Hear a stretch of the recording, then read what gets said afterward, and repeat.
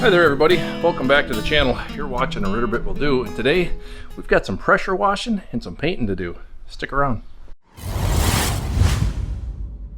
I'm gonna get this this flail mower painted because it's supposed to be the same color as that tiller. Check this out. Look how much this thing has faded. It is absolutely ridiculous. Look at this is where the belt cover was. Look at the difference. Isn't that crazy? I have sold, well, I haven't sold. I've influenced a lot of people to buy this particular flail mower, right? This is the Betsco, or however you want to pronounce this. Here, I'm just going to show you, right? Betsco, all right? That's the type of flail mower it is. It's the medium duty flail mower. It's the EFG 125, okay? This flail mower has been awesome. You guys have seen me take down some serious brush, and it mulches really nice, and I love this thing. It works really well. Yeah, it's made in China, but it works. It holds up really well. There's not a single issue wrong with it, except that the paint stinks. I mean, look at this. I mean, there's some oxidation here on the paint, but even if I clean that off, it's just it's like yellow. It's almost as yellow as that brush hog that I have. It should be this color. So yeah, cleaning, painting, let's get started.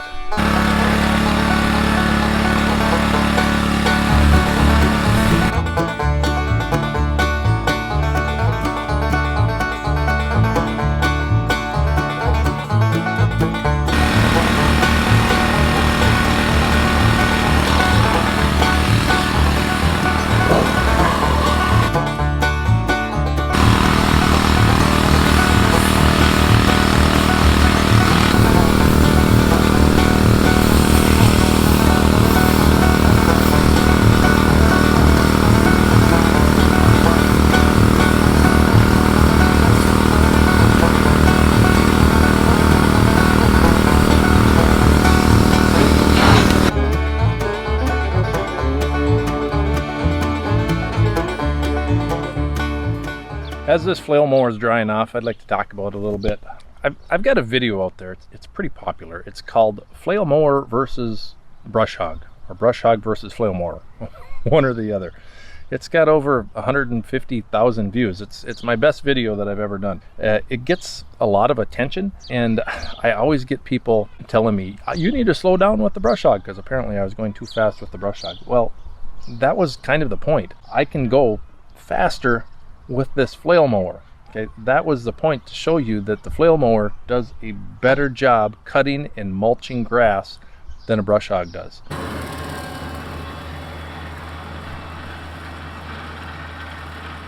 A brush hog, yeah, will probably take down larger brush quicker, but the flail mower will take down about the same size brush. That if I could, it was basically like this, guys. If I could run it over with my tractor, I could mulch it up with this flail mower. So I'm talking like 2.5, almost some 3-inch stuff. In fact, it probably was some 3-inch stuff that I went over. I could mulch it up. I'd have to go over it multiple times, but it would completely mulch it up like a forestry mulcher does. Not as quickly, not as efficiently, but it will do it. I thought I'd break this thing. I really did. In fact, I used this to the point where I almost tried to break it. It wasn't scaring me to go over heavy brush. Like I said, if I could run it over, I took a shot at it. It worked flawlessly. You know, very, very seldom would the belt slip. Okay, so you got to keep the belt kind of tight. As you can see, it's got 2 different belts on here. These are the original belts. I haven't changed them at all, and they're in great shape. So yeah, a lot of people say you'll burn up belts running a flail mower. Well, if you keep your belts pretty tight, you don't. It works pretty good. So look at the fading difference on this. Isn't that nuts? That's just crazy. So this flail mower is made pretty well, pretty tough. I've really been impressed with it. The paint stinks.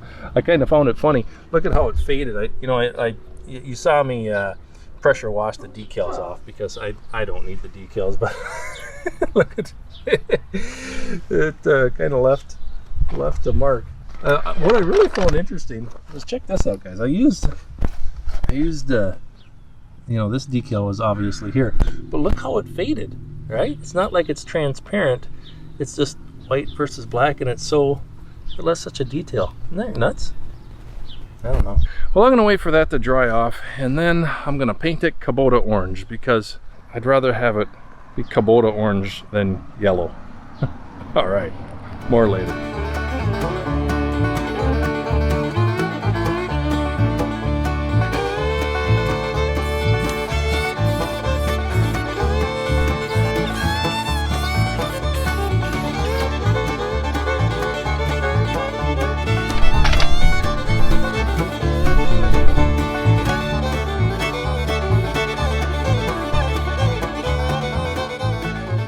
Well, everybody, it is the next day actually, and I was out here last night and I put a coat of paint on here, and then I was out here this morning and I put another coat of paint. So it's got 2 coats of paint. It's drying. In fact, it's dry to the touch.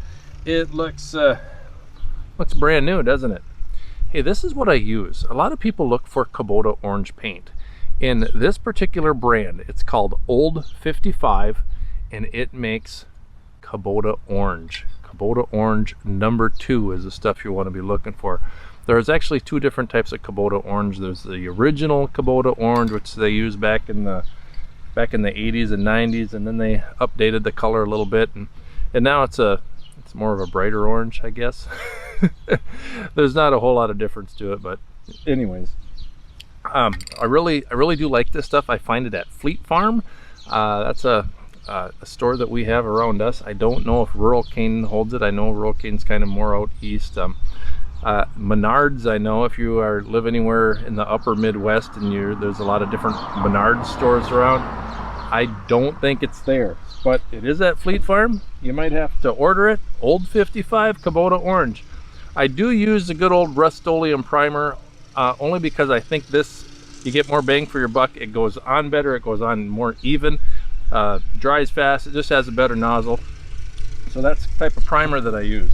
So take a look at it. We did a pretty good job painting it. It turned out pretty good. You know, my wife actually has made the new decal. I think it's a EFG125 or something. So I'll put that decal on when the paint sets. And I got my little Brindley Bear. She wants to be on video, don't you? Mm-hmm. I can just tell. You got anything to tell anybody on the tractor channel?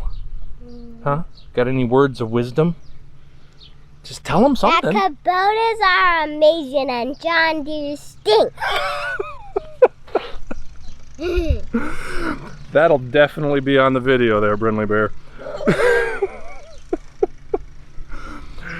If you have a John Deere tractor, I apologize. I've got my kids kind of brainwashed a little bit. I'm really kind of non-denominational when it comes to tractors. I like them all. There's some advantages and disadvantages for all tractors. Kubota is by nowhere near a perfect tractor. In fact, in a future video, I will tell you some reasons that I'm not a big fan, or some things that I would change on the Kubota tractor. I am kind of a big fan, but there's some things that I would change about it, and I'll tell you about that soon. So guys, Old 55. It's a good paint. I use this stuff to touch up my snowblower after every winter, because you know the sand and the gravel that gets kind of caught up in the chute and the drum there does a number on the paint on the inside. So I use this for that, and I painted my back blade with this type of paint, and it has held up really well. So just a tip for you, if you're looking for a Kubota orange, Old 55. And I'm going to get this flail mower all put back together, and soon we will be getting it up north, and we're going to get it into the woods, and we're going to cut some more brush, cut some tall grass, cut some light brush. We're going to have some fun with it, so stay tuned for that. Subscribe if you haven't, like the video if it was worth it. And until next time, everybody, keep on tractoring, and God bless.